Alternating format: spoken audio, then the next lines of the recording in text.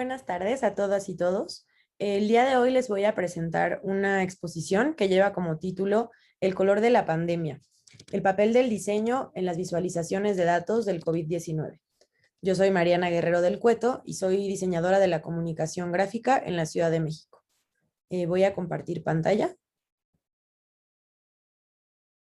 A manera de introducción, los seres humanos a lo largo de la historia han tenido como necesidad básica la comunicación y transferencia de sus ideas y conocimientos. Los primeros vestigios de transmisión oral, gráfica y escrita, así como los complejos sistemas de información que predominan actualmente en el mundo, han tenido como objetivo principal transferir datos de un grupo social a otro. Esta complejidad en la transmisión de conocimientos, tanto por los sujetos como por su medio y su contenido, han hecho que hoy en día cerca del 90% de la información que se transmite al cerebro sea visual. Es así que estos estímulos visuales deberían pensarse y diseñarse para lograr una comunicación efectiva. Esto es opinión de Alberto Cairo, profesor y experto en visualización de datos. En este sentido, el diseño de información y la visualización de datos son representaciones visuales de fenómenos que no podrían entenderse de manera literal o que sería muy difícil hacerlo. Están inmersos en sistemas de diseño de información, como pueden ser infografías, gráficas, mapas, redes, entre otras, y como objetivo principal tienen revelar patrones, estructuras, tendencias y relaciones que a su vez el lector puede descubrir, explorar y analizar. Comúnmente se dividen en visualizaciones estáticas y visualizaciones dinámicas. Las primeras, como su nombre lo indican, son visualizaciones que no tienen interactividad. Antiguamente solamente estaban en formato impreso, es decir, en periódicos, en libros o en revistas, pero también ahora están en versión digital, pero como imagen fija, es decir, que no hay ningún tipo de interacción. También, como objetivo principal de las visualizaciones estáticas, está detectar patrones simples o aislados con datos que no se pueden actualizar con el tiempo. Por su parte, las visualizaciones dinámicas son interactivas o animadas, que sí tienen un formato únicamente digital y que permiten que el lector pueda relacionarse con los datos de una manera distinta y más compleja, además de que la información puede actualizarse en tiempo real.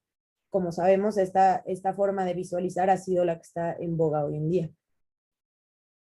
Estos son algunos ejemplos de visualizaciones de datos que yo les quiero mostrar, de William Playfair, Jaime Serra, Federica Fragapane y Diana Rubio.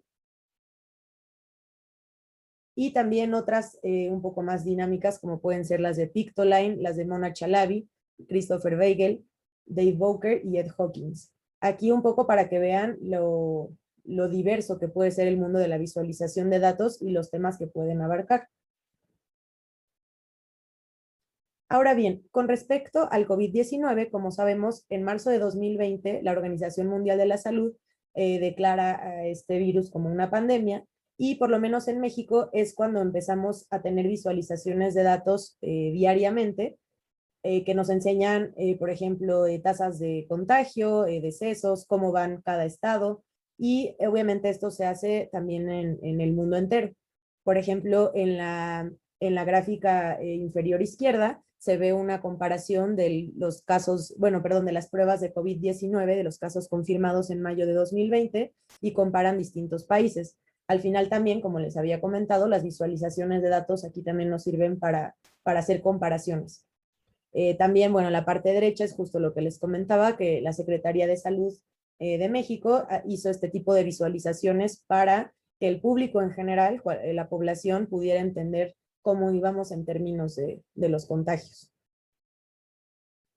El primer problema que yo detecto también en términos personales y platicándolo con mis colegas es que existe una saturación de información. Como estas gráficas nos las presentan de manera diaria, se vuelve, digamos que pesada la información, además de que muchas personas no entienden lo que significa la escala logarítmica. Es decir, que en algunos casos ni siquiera explican cómo leer esas gráficas y por lo tanto la comunicación se interrumpe. Y bueno, en segundo lugar, obviamente aquí resalto y rescato la importancia del diseño en las visualizaciones del COVID-19, en especial porque es un tema que es para el público en general, no solamente para un público especializado. Ahora bien, el caso que yo voy a presentar también es el de la Universidad Johns Hopkins, que fue una de las primeras en desarrollar una plataforma en donde los datos se actualizan en tiempo real y tiene este diseño. O sea, digamos que yo no me voy a meter en la información, que por supuesto es verídica, sino que más bien me interesa que lo veamos con los lentes de diseño, como dirían, ¿no? Entonces, bueno, aquí vemos una captura de pantalla de marzo del año pasado. Aquí, por ejemplo, justo hablando de diseño, creo que los elementos a tomar en cuenta principalmente y de primer impacto, obviamente, es el color, el uso de color. Los colores rojo y negro, culturalmente hablando, al menos en Occidente, están asociados a la alerta, al miedo y a la ansiedad. En nuestro inconsciente colectivo podemos incluso relacionarlo con películas de terror como Exterminio, thrillers psicológicos o señalética relacionada con el peligro o con la prohibición. En segundo lugar, la información, si bien es pertinente y valiosa, inevitablemente se le atribuye una connotación negativa a los datos cuantitativos. Como consecuencia, lo que se busca comunicar pasa a segundo plano y lo que prevalece son los sentimientos negativos que el gráfico causó. Es aquí donde la diseñadora estadounidense Kirsten Modestow propone rediseñar esta plataforma.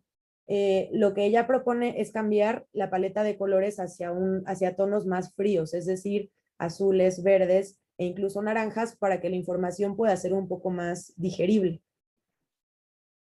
Aquí digamos que es el resultado final. Aquí lo que me gustaría también rescatar es el papel del color en las visualizaciones de datos. Según Steven Wexler, hay 4 usos principales del color, aunque por supuesto hay muchos otros, pero él me gusta bastante cómo lo divide porque creo que es mucho más clara la información de esta manera. Por ejemplo, se puede hacer un uso secuencial, que significa que se ordena la información de mayor a menor o viceversa a través del color. También el uso divergente, que significa que 2 colores secuenciales se encuentran en un punto medio, que normalmente son los mapas coropléticos o los mapas de calor, en donde vemos, por ejemplo, cambios de temperatura o así. El otro es el categórico, que es donde se contrastan los colores para hacer comparaciones individuales, que es en el que tenemos, digamos que más común, o el que estamos acostumbrados a ver en las gráficas de color. Y finalmente el de highlight o realce, que es cuando se utiliza el color para destacar o resaltar algo. Aquí también las opiniones de expertos me gustaría rescatar, obviamente la de Kirsten Modestow, que dice que el color tiene un fuerte efecto en cómo los lectores reaccionan y digieren la información. Como diseñadores, es nuestra responsabilidad asegurarnos de que todos los elementos del diseño apoyen la transmisión de información. Y por su parte, Alberto Cairo dice que el color puede lograr comunicar estimaciones generales. Sin embargo, si se utiliza sin un análisis previo de lo que se pretende transmitir, puede resultar un impedimento o un obstáculo en el proceso perceptual del lector. Aquí me gustaría rescatar sobre la percepción, que es sumamente importante, este término que acuñaron los estadísticos norteamericanos Cleveland y McGill en 1984, que es la percepción gráfica. Digamos que su investigación nace de una necesidad que es tener un fundamento científico y una teorización sobre métodos gráficos que no había hasta ese momento. Lo que existía era un consenso del tipo de gráficas que se utilizaban o las que estaban de moda incluso, más que hacerlo por pruebas científicas. Entonces, aquí en este sentido, las gráficas y el diseño no se consideraba tampoco verídico o científico porque no existían pruebas y tampoco existía una sistematización que sirviera de guía. Lo que ellos realizan son principios básicos de percepción gráfica, que este concepto a grandes rasgos es el proceso de decodificación visual de información codificada en gráficas. Lo que hicieron fue enlistar 10 métodos para decodificar datos visualmente, que les llamaron Elementary Perceptual Tasks, y los ordenaron de mayor a menor a partir de lo bien que el cerebro es capaz de interpretar, ver patrones y comparar sus elementos. Este fue el resultado que hicieron después de un experimento, las tareas perceptuales elementales. Aquí, por ejemplo, hay varias que empataron, digamos, en términos del ranking. La primera es la posición sobre una escala común, es decir, que esta es la más efectiva para poder decodificar información cuantitativa. Eso es muy importante. La segunda es la posición sobre ejes no alineados. En la tercera, como les mencionaba, está empatada la longitud, la dirección y el ángulo. En cuarto lugar está el área. En quinto lugar está el volumen y la curvatura. Y finalmente está el sombreado y la saturación de color, que aquí también es importante contextualizar que este experimento, digamos que por el tiempo, no pudo hacerse las pruebas de color. Entonces creo que también en eso afecta el resultado de que el color esté al final. Aquí, gracias a Alberto Cairo, que reinterpreta los resultados en 2016, nos deja un poco más claro a qué se refiere sobre las tareas perceptuales elementales, que por ejemplo justamente lo que él menciona es que las tareas que están más arriba son las que permiten hacer comparaciones más precisas y las que están más abajo permiten percibir patrones y tendencias generales. Es decir, no hay como una buena, una mala, una correcta o una incorrecta, sino más bien es entender para qué vamos a usar esa gráfica y cuál es la información que vamos a comunicar. Esto me parece fundamental para cualquier tipo de visualización y en particular el tipo de visualizaciones que ahora nos están dando los gobiernos o los sectores de salud, porque creo que es importante que conozcan las herramientas que se pueden utilizar para que nosotros podamos entender de manera más efectiva. Por ejemplo, en esta parte de la derecha, Cairo lo que hace es comparar. Si nosotros, por ejemplo, en una gráfica de barras, es más fácil para el cerebro humano entender la diferencia que hay entre el 10 y el 7, a diferencia, por ejemplo, del área, o sea, del círculo que está abajo, y por supuesto mucho menos en cuanto a saturación de color.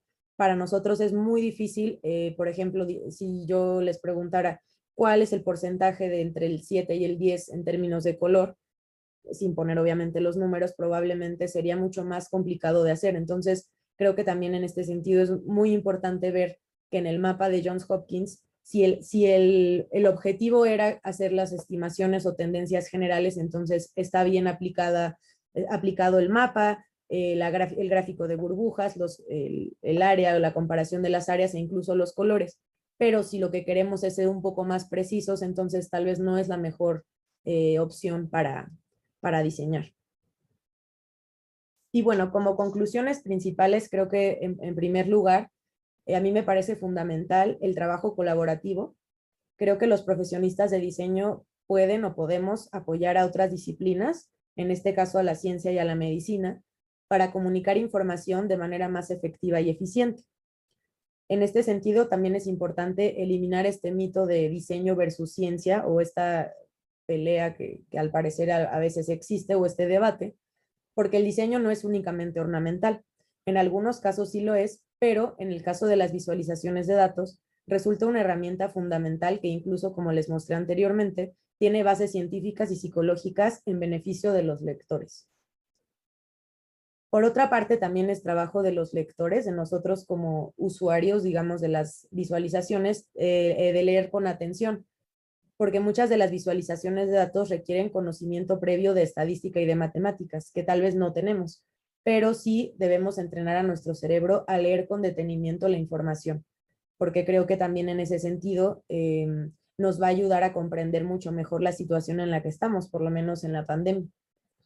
Y finalmente también un concepto o un caso bastante interesante que se ha visto además últimamente sobre la ética en las visualizaciones, porque en algunas ocasiones la era de sobreinformación ha repercutido en que los lectores no sepan discernir entre datos verdaderos y pseudodatos, datos falsos o incluso fake news.